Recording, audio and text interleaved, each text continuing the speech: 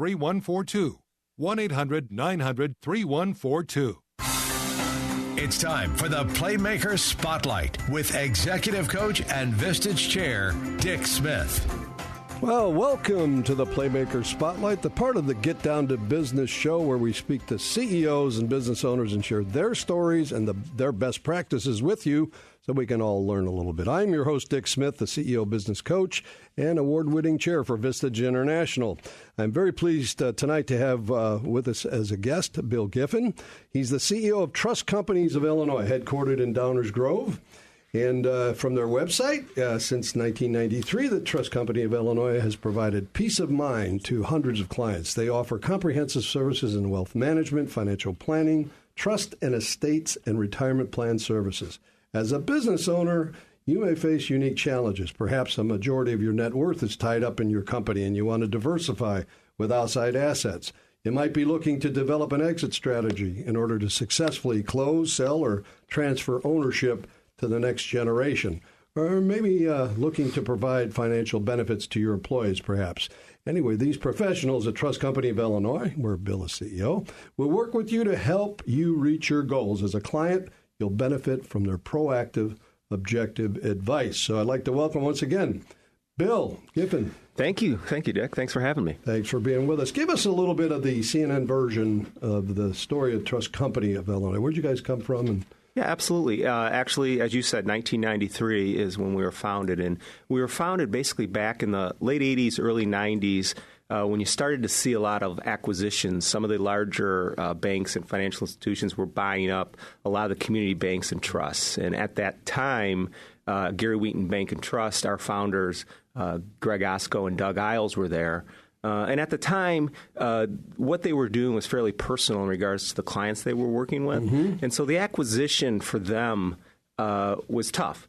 And so at that time, from a standpoint of how they were servicing their clients, it was important for them to kind of keep that independent feel and the more personal relationship with their clients. And so they started out with Trust Company of Illinois in 1993 and founded the organization and started working with some of their existing clients and then have built it to what it is today, which is about $1.4 billion and servicing about 750 clients. Wow. Yeah. And do I understand, are you guys publicly traded? We are not. No, we're a private company. Okay. We want to remain that way, so we're independent. Got it. Okay. Total number of employees that work for you? Yeah, so we right now currently have about 35 employees. All in one office? All in one office, yes. Great. And what do you guys basically serve the greater Chicagoland area in terms of clients, or you go all over the map? Yeah, good question. Really, a majority of our clients are within probably about a 20 to 25 mile radius of our organization right now in the Wheaton, Glen Island, Downers Grove area. Mm-hmm. But the interesting enough is as time has gone on over these 23 years, clients have either moved away or we've served the next generation of the family. And so we are now have clients in 38 states and 2 countries. Wow. So we've grown to that from that radius of 20 to 25 miles from our office. Yeah. So when you say clients, you give us a number. Is that families or is that individual clients or sort of a combination? It would be individual clients and business owners. Okay. So maybe half as many total families. Exactly. Good question. Good for you.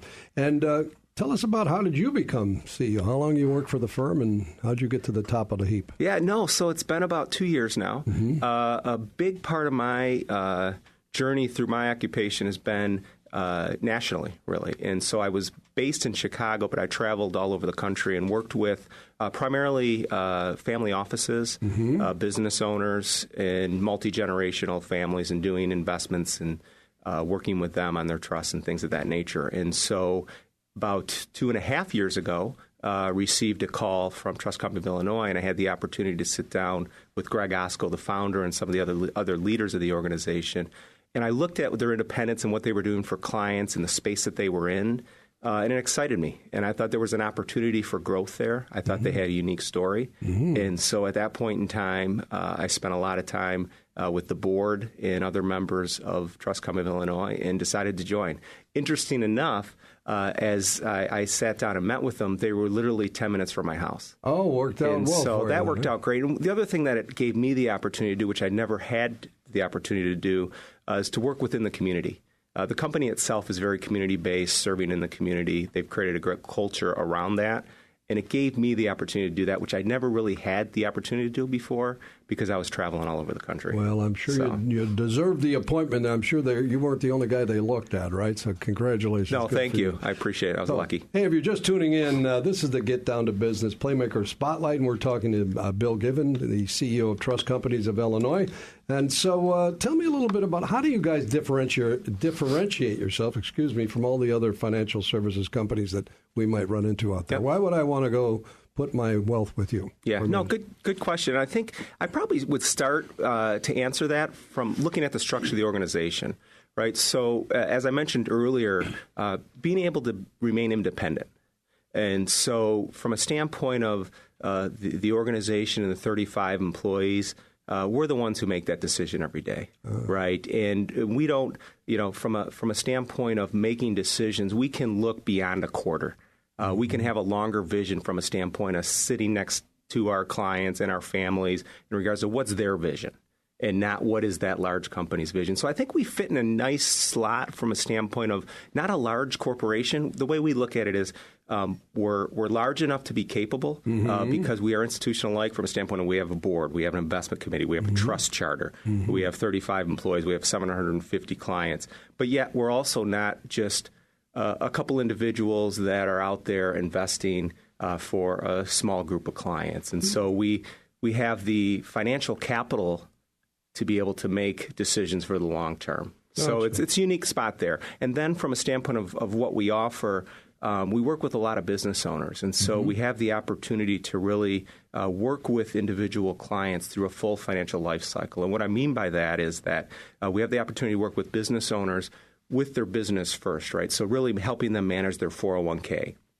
And typically, right, business owners have all their money invested in their company initially. Sure. And so we work with them in their 401k, build that relationship, build that value, build that trust. And then as they unwind that capital into our private wealth group and then our trust services and then the transfer of the wealth and the financial planning for their families, we have the ability to really work through the whole full financial life cycle, which is unique. The operative word is trust, isn't it? It is, exactly. Okay. It really is. All capital. So tell me a little bit, you touched on it, your culture. Yeah. So how important are the people that work there and how they service your customers? Yeah, it's incredibly important. And really, from a standpoint of our founders with Greg Osko and Doug Isles and some of the others, they've really kind of built a community service mindset first. And quite honestly, even when we are looking for individuals to come in our organization, we have core values that we really interview them and question them on and what's important to them. So it really starts there, right, from a standpoint of the culture. So as we try to affect positive change in the lives of every client we work with,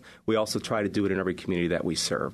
And that's kind of really the foundation of what we started with from a standpoint of our culture and built on it from there.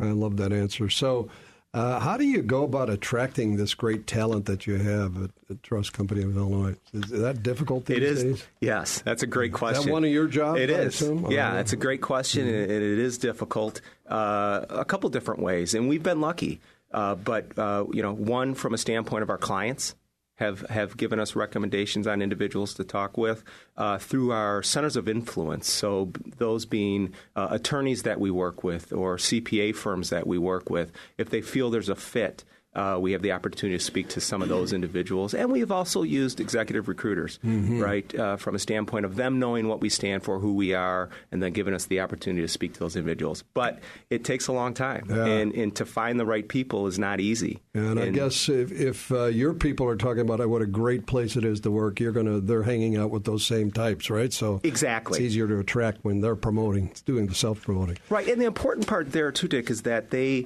understand every employee. Right, understands truly what our values are and what they stand for. And so even when we sit down, like I mentioned, with opportunities to recruit prospective employees, we have literally a list of here are our core values.